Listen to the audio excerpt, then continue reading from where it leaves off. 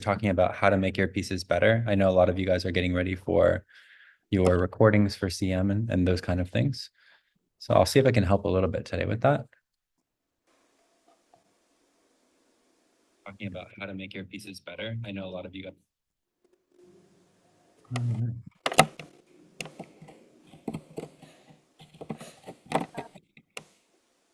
Phoebe is here, Sarah's here, and Alice here. All right, let's get started, ladies. First up is Miss Phoebe. So I'm going to pass it over to you, Miss Phoebe, and whenever you're ready, you can announce your name and piece. Hi, my name is Phoebe. I'm going to be playing bagpipe.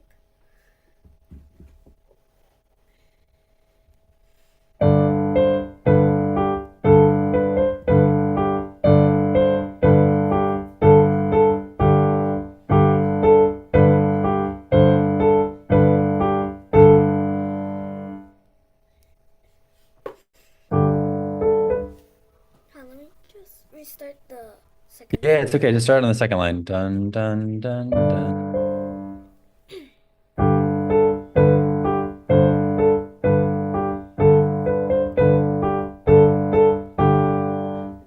All right, let's give a round of applause.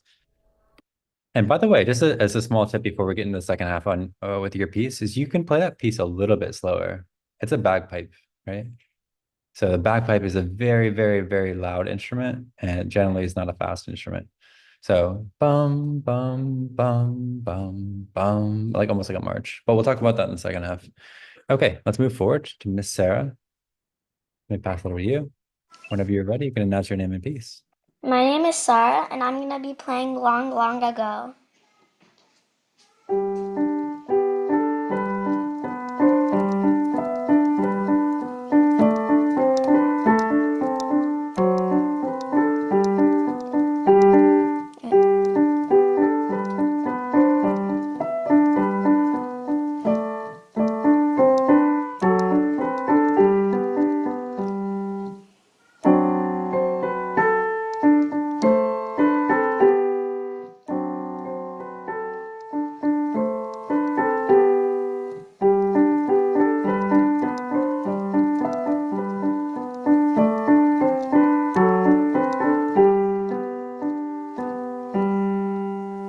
Fine. I really like this piece. I don't know why more people don't play this piece. This is one of those really enjoyable pieces to listen to. Do you enjoy playing it?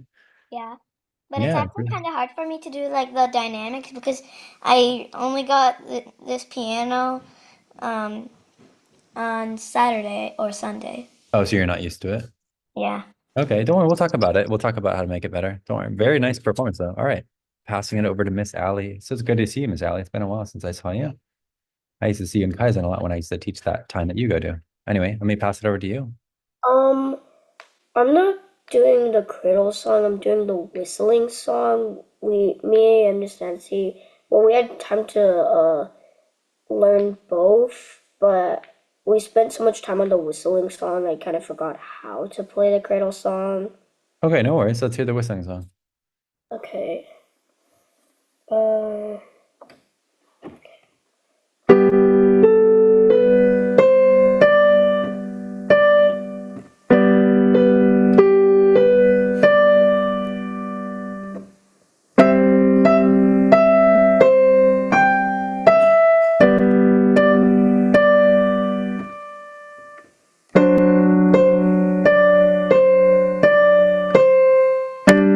wait.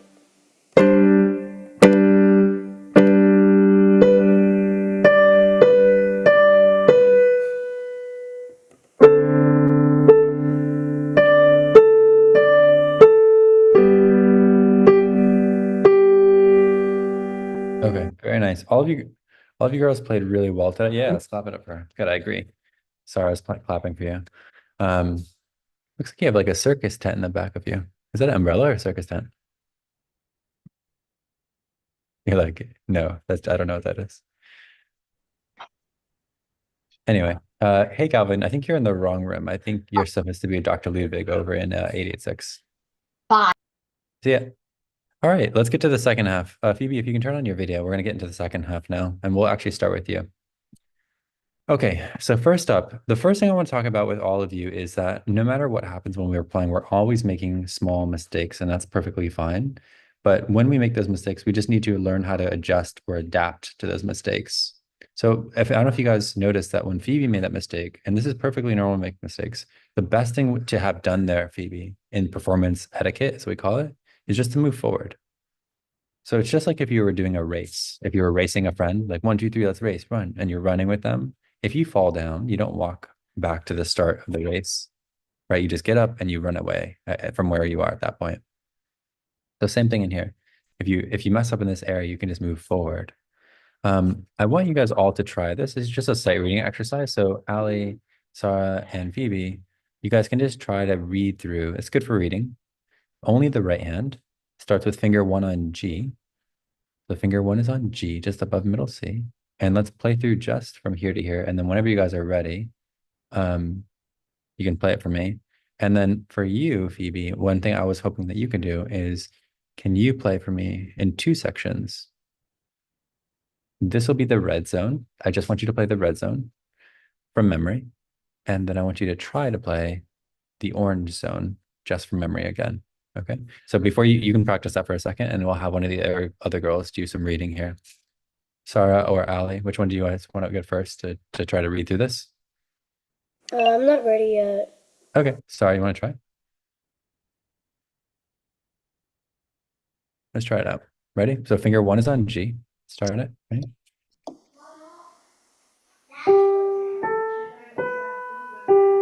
And finger four.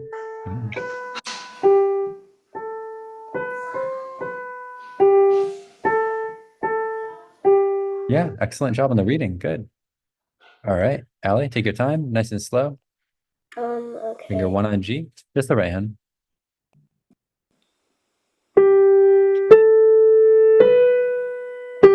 And finger four.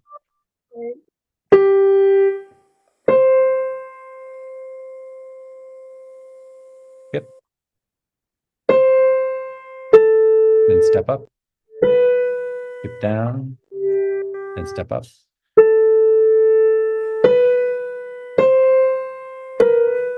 Skip down. Step up. Okay. Yeah, good for you, Ali. Both you and Sarah are great readers. Really good job. You got it exactly right. All right, Phoebe, you ready? Can you demonstrate the red zone only from memory? So eyes closed. Can she do it? Eyes closed. She's like, I don't know. Eyes closed sounds scary. Here we go. Dun, dun, dun, dun, dun, dun, dun, dun.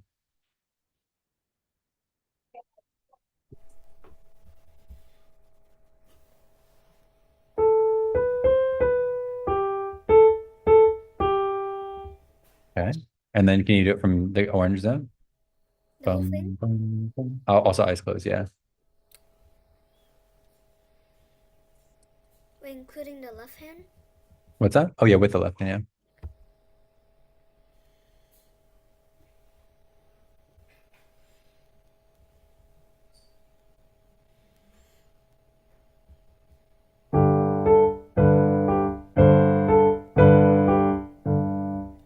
Hold on. I forgot. yeah. Okay, try again. Don't worry about messing up. It's perfectly normal. Here, try it again. I just forgot to push in my chair. Sorry, what? My chair was like too close to the piano. Oh yeah, don't worry. Don't worry. It's fine. Try again.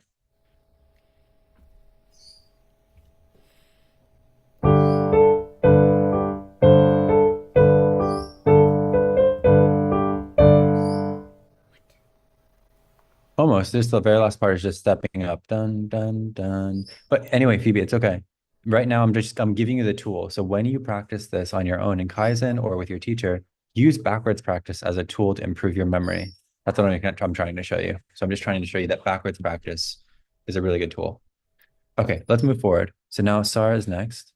Sarah, when you played, I really like what you were doing. And don't forget, Phoebe, you're going to stick around because you're also going to do their pieces just like they did your piece. This is another thing that you can use. So we can also use the backwards tool in this area when you are having a small issue. So you can practice this first. Okay. Sorry, this first down here. Can you just try right hand only? The finger 4 on D. Wait.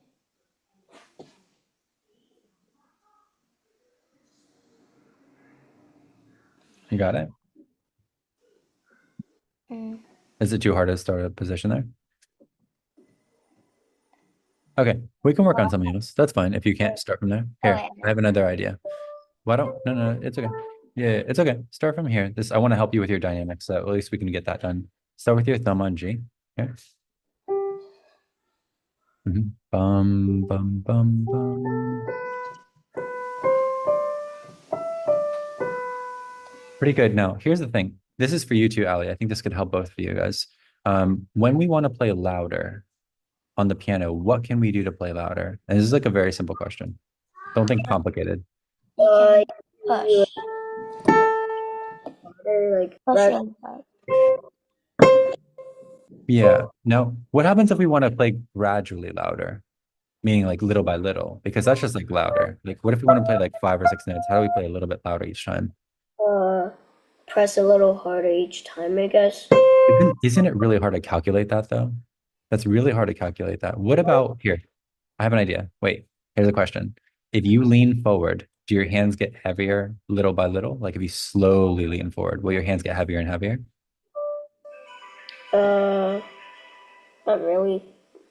Absolutely. Imagine you're leaning against a wall and you lean into your hands. Your hands would gradually get heavier, right?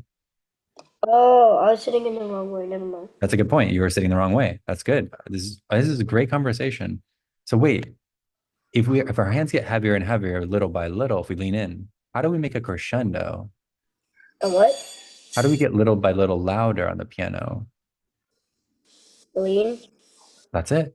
So if you lean in as you're playing gradually, just a little bit, not like, not like you're bending over or something like not crazy, not like you're smashing your head into the piano, just a little bit, just like a little bit of a lean, you can transfer the weight into your hands. And as you do, it'll get louder and louder. So let me demonstrate here real quick on my end. Let me stop sharing my screen. I can just put it here for a second. So for example, so if I'm playing my piano, right? And I need to lean in, I can play, right? And as I lean in, I need to make sure my original sound is on. 1 second. There again.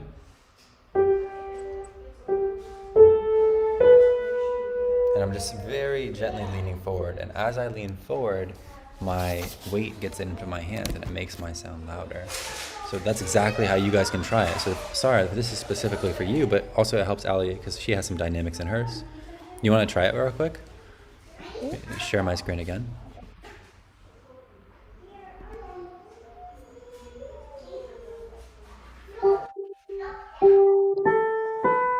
Okay, good. Yeah, did you feel that your hand was getting a little bit heavier? Not really. Okay, so make sure, are your feet on the ground? Yeah. Okay, and then is your left foot slightly back underneath you and your right foot is slightly forward? I don't think so. No? Okay, so just try again. And is your left hand also positioned well? Like, it doesn't have to play any keys, but is it positioned on the keys? Yeah.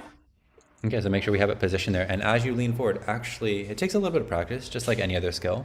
You want to make sure that you're transferring the weight to your hand, so your hand gets a little bit heavier as you lean forward. Okay. Let me try. This takes, huh? Yeah, I can hear a crescendo on my end. Do you feel like your hand's getting a little bit heavier, like the fingertips feel a little bit heavier as you do that?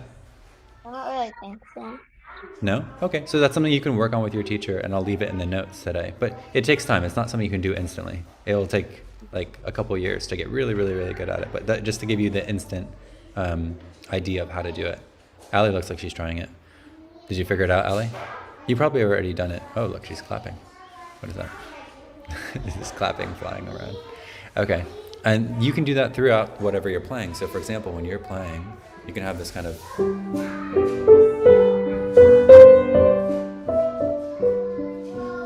So that way you can also lean out and it'll get softer. So if you ever seen anybody move when they're playing piano, that's the reason why. It's not just because it looks nice, but it's also because it affects the sound and the weight that they're putting into their hands. Okay, let's move forward. Same thing here with you. Ali. So this part, I thought you could have used a little bit weight into your hand, like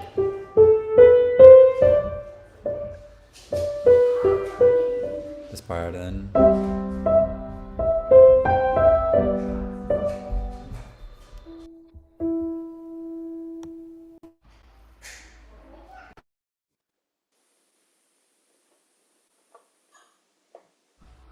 okay, go ahead and try. You want to try it, Ali?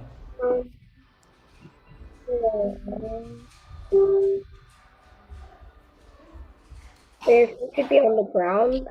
Yep. Yeah, because that way you can position your weight into your arms. Otherwise, it's hard to if your feet are flying. It's hard to transition the weight.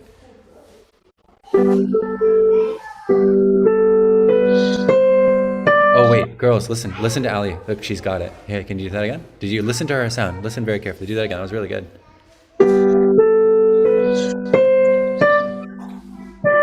Did you hear how it get a little bit louder? Start. Can you start even softer?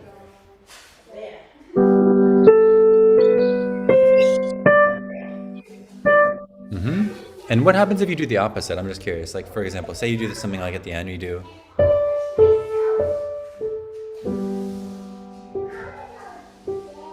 mean, I can do that with the next measure because it's going down. Try it. Yeah, try it. Try it. So.